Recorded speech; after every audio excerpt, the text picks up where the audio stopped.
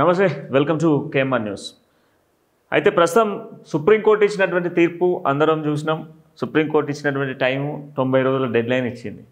అయితే 90 రోజుల డెడ్లైన్ ఇచ్చింది, కానీ ఈ డెడ్లైన్కు సంబంధించినటువంటి అంశానికన్నా ముందుకు వస్తే ఈ 90 రోజులలో స్పీకర్ తీసుకోవాల్సిన నిర్ణయం స్పీకర్ తీసుకుంటాను, దాని కోర్టు ఇచ్చినటువంటి ఉత్తర్వులు దాంతోపాటుగా న్యాయ నిపుణులు ఇచ్చేటువంటి సలహాలు అన్నీ తీసుకున్న తర్వాత నా నిర్ణయం ఉంటుందని చెప్పేసి స్పీకర్ చెప్పిండు. కానీ ఇప్పుడు ఒక ముగ్గురు ఎమ్మెల్యేల పరిస్థితి ఉప ఎన్నిక ఖచ్చితంగా వచ్చేటువంటి అవకాశాలు ఉన్నాయని చెప్పేసి భయం పట్టుకున్నది. కాంగ్రెస్ ప్రోగ్రాంలలో యాక్టివిటీస్లలో ఎక్కడ కూడా నాయకులు కనబడతలేరు. ఏం చేద్దామన్నా భయాందోళనకు గురై కూర్చున్నారు అక్కడ ముగ్గురు నాయకులు. ఇప్పుడు అదే ట్రెండింగ్ నడుస్తూ ఉంది. ట్రెండింగ్లో ఏంటంటే ముగ్గురు ఎమ్మెల్యేలకు సంబంధించి మొదటగా దానం నాగేందర్ ఎప్పుడైతే బీఆర్ఎస్ పార్టీ అధికారం కోల్పోయిందో అధికారం కోల్పోగానే వెంటనే దునికిండు దానం నాగేందర్ ఖైరతాబాద్ నుంచి కాంగ్రెస్ పార్టీ కండవ కప్పుకున్నాడు. కప్పుకుంటామే కానీ అడగోలు మాటలు బీఆర్ఎస్ని తిట్టిండు. ఇక అసెంబ్లీలో అయితే బయటికి రాని మీ సంగతే చూస్తా అని చెప్పి మాట్లాడిన సిచ్యువేషన్స్ కూడా ఉన్నాయి. అంత అడ్డగోలుగా మాట్లాడింది. ఈయనకు సంబంధించిన స్టేట్మెంట్లు, ఈయన పార్టీ మారిన కండవలు, పార్టీ మారిన సిచ్యువేషన్స్లో దిగిన ఫోటోలు అన్నీ జత వేసి సుప్రీంకోర్టుకు బీఆర్ఎస్ నాయకులు సబ్మిట్ చేసేసారు. ఆ తర్వాత పార్లమెంట్ ఎన్నికలప్పుడు కడియం శ్రీహరి స్టేషన్ గన్పూర్ నియోజకవర్గం. ఇక వీళ్ళ బిడ్డ కాలని బీఆర్ఎస్ వాళ్ళు టికెట్ కేటాయించారు. బీఆర్ఎస్ వాళ్ళు టికెట్ ఇచ్చినాక అరే నాయనమ్మ పార్టీలు ఉండురా అని చెప్పేసి ఈయనను అడిగితే ఈయన ప్రజెంటేషను మేడిగడ్డ సుందీలకు సంబంధించినటువంటి పవర్ ప్లాంట్ ప్రజెంటేషన్ కూడా ఇచ్చిండు కాళేశ్వరం ప్రాజెక్టు మీద బీఆర్ఎస్ పార్టీ కోసం. పార్టీ స్వలాభం కోసం నియోజకవర్గ అభివృద్ధి అని చెప్తున్నాడు. సరే, అభివృద్ధి విషయం పక్కన పెడితే రాజకీయ లబ్ధి కోసం అని నాయకులు మాట్లాడుతున్నారు. ఈయన బిడ్డతో సహా ఈయన జంపుకొచ్చిండు. ఈయనే తెల్ల వెంకట్రావు, ఈయన భద్రాచలం, ఈయనకి అంతే పార్లమెంట్ ఎన్నికల టైంలో ఈయన జంపుకొచ్చిండు. అయితే ఈ ముగ్గురికి సంబంధించినటువంటి ఎమ్మెల్యేలకు కాంగ్రెస్ మొదటగా నిర్ణయం తీసుకునేది ఈ ముగ్గురు పైనే. ఎందుకనంటే వేరే ఆప్షన్ లేదు. ఆ 7 తర్వాత కానీ ఇప్పుడు ముందున్నది ముసళ్ళ పండుగ ఈ ముగ్గురు మీదనే. ఈ 3 నియోజకవర్గాలలో ఇప్పటికే కాంగ్రెస్ పార్టీకి సంబంధించి ఆపోజిట్ లీడర్సు, బీఆర్ఎస్ పార్టీకి సంబంధించినటువంటి ఆపోజిట్ లీడర్సు మొత్తం కూడా ప్రజాక్షేత్రంలో ఉంటున్నారు. ప్రతి సమస్య పైన నిలదీసి మాట్లాడుతూ ఉన్నారు. ఈ 3 ప్రాంతాలలో ఖచ్చితంగా ఉప ఎన్నిక రాబోతుంది అనేది స్పష్టంగా తెలుస్తూ ఉన్నది. ఆ నాయకుల్ని అడిగినా మీరు ఏ పార్టీ అని అడిగితే ఆ పార్టీ ఏ పార్టీ అని చెప్పలేక తప్పించుకున్నటువంటి వీడియోలు కూడా వైరల్గా అవుతూ ఉన్నాయి.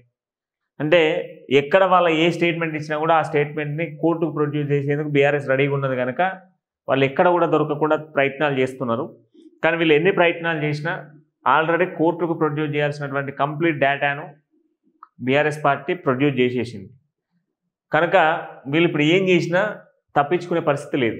ఇక కాంగ్రెస్ ఉప ఎన్నికలకు పోవాలనుకుంటే కాంగ్రెస్ నిర్ణయం తీసుకొని వీళ్ళకి సంబంధించిన నిర్ణయం తీసుకొని వీళ్ళనే ఈ ముగ్గురునే ఫస్ట్ టార్గెట్ చేయబోతుంది. ఎందుకనంటే ఈ ముగ్గురు ప్లేసులలోనే ఉప ఎన్నిక రాబోతున్నది అనేది క్లారిటీ వస్తూ ఉన్నది. ఈ ముగ్గురు ప్రాంతాల్లోనే ఉప ఎన్నిక ఖాయం అనేది కూడా తెలుస్తూ ఉన్నది. ఎందుకంటే ఈ ఉప ఎన్నిక అనేది కీలకంగా మారబోతూ ఉన్నది. దేశ చరిత్రలోనే ఇది తొలిసారి అవుతుంది. ఎందుకంటే ఒకవేళ కేవలం 2 సంవత్సరాలు పూర్తి చేసుకున్నటువంటి గడువులోనే ఉప ఎన్నిక వస్తే పార్టీ మారి అనర్హత వేదిలో పడ్డటువంటి ఎమ్మెల్యేల ప్రాంతంలో ఎమ్మెల్యేల స్థానాలలో ఉప ఎన్నిక వస్తే ఇది దేశ చరిత్రలోనే తొలిసారి అవుతుంది. అలాంటి తొలిసారి దేశ చరిత్ర మార్చబోతున్నటువంటి కేసు కనుక ఈ కేసుకు సంబంధించిన దాంట్లో కోర్టు సంచలన నిర్ణయం తీసుకోవాల్సినటువంటి అవకాశాలు లేకుండా స్పీకరే ఒక నిర్ణయం తీసుకునేటువంటి ఛాన్సెస్ కూడా ఎక్కువ శాతం కనబడుతున్నాయి. నిన్న మొన్న స్పీకర్ కూడా మాట్లాడుతూ కొన్ని సందర్భాలలో ఈ యొక్క కొన్ని అంశాలకు సంబంధించిన దానిపైన మాట్లాడుతూ కోర్టు ఇచ్చినటువంటి నిర్దిష్ట టైంలోనే నిర్ణయం తీసుకుంటా, న్యాయ నిపుణులతో కూడా చర్చిస్తా, న్యాయ నిపుణులతో చర్చించిన తర్వాత నా నిర్ణయం ఉంటుందని చెప్పేసి మరి చెప్పినటువంటి మాటలు కూడా మనకు కనబడుతున్నాయి. కనుక ప్రస్తుతం ఉన్నటువంటి సిచ్యువేషన్స్లలో కోర్టు టైం ఏదైతే ఇచ్చినటువంటి డెడ్లైన్ ఏదైతే ఉందో ఆ డెడ్లైన్ లోపే ఒక నిర్ణయం తీసుకునేందుకు అవకాశాలు ఎక్కువ శాతం కనబడుతూ ఉన్నాయి. ఆ నిర్ణయం తీసుకొని ఆ తర్వాతనే ఎన్నికలకు పోయేటువంటి అవకాశాలు కూడా ఉంటాయి. సో మొత్తంగా ఈ 3 ప్రాంతాలకు ఉప ఎన్నిక వస్తుంది. ఉప ఎన్నికతో ఈ 3 ప్రాంతాలతో పాటుగా మరొక ఉప ఎన్నిక ఏంటంటే జూబ్లీహిల్స్కి సంబంధించిన ఉప ఎన్నిక కూడా ఉన్నది కనుక జూబ్లీహిల్స్ ఉప ఎన్నిక కూడా ఈ ఎన్నికలతో కలిపే ఇచ్చేటువంటి అవకాశాలు ఉన్నాయి. కనుక ఉప ఎన్నిక ఖాయం అన్నటువంటి యాంగిల్లోనే బీఆర్ఎస్ పార్టీ కూడా ప్రయత్నాలు చేస్తూ ఉన్నది. ఇప్పటికీ బీఆర్ఎస్ పార్టీ కూడా పెద్ద ఎత్తున కూడా ప్రయత్నాలు చేసుకుంటూ ముందుకు పోతూ ఉన్నది. దాంతోపాటుగా ప్రధానమైనటువంటి అంశాలుగా మనం పరిగణలోకి తీసుకుంటే ఈ ఉప ఎన్నికకు సంబంధించిన దాంట్లో ఖచ్చితంగా తమ దైన సైడ్లో సీట్లు గెలవాలి అన్నటువంటి యాంగిల్లో బీఆర్ఎస్ ప్రయత్నాలు చేస్తూ ఉన్నది. ఎందుకంటే పార్టీ మారినా బీఆర్ఎస్ మక్కువ అవ్వలేదు.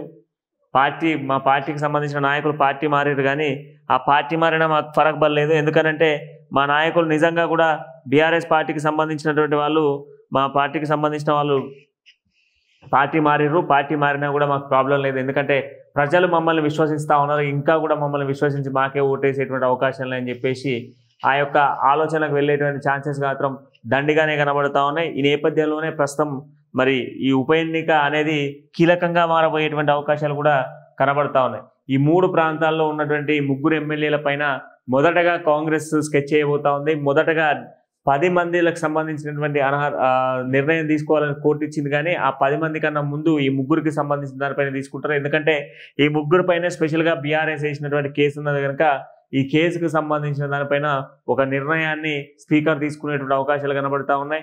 ఇక ఈ పండుగ ఇదంతా అయిపోయిన తర్వాత దీనిపైన ఫోకస్ చేయబోతా ఉన్నారు. దాంతోపాటుగా బీసీ రిజర్వేషన్ బిల్లుకు సంబంధించినటువంటి అంశాలు కొంత సీరియస్గా నడుస్తూ ఉంది కనుక ఈ 2 అంశాలు అయిపోయిన తర్వాత ఈ 3 పని చేసేందుకే కాంగ్రెస్ రెడీగా ఉన్నది. అందుకే వీళ్ళు కూడా కాంగ్రెస్కి సంబంధించినటువంటి యాక్టివిస్ట్లో ఎక్కడ కనబడతలేదు. బట్ ఏదేమైనా తెలంగాణ రాష్ట్రంలో మళ్ళా ఉప ఎన్నికలకు సంబంధించినటువంటి కార్యక్రమం ఉండబోతున్నది స్పష్టంగా తెలుస్తూ ఉంది.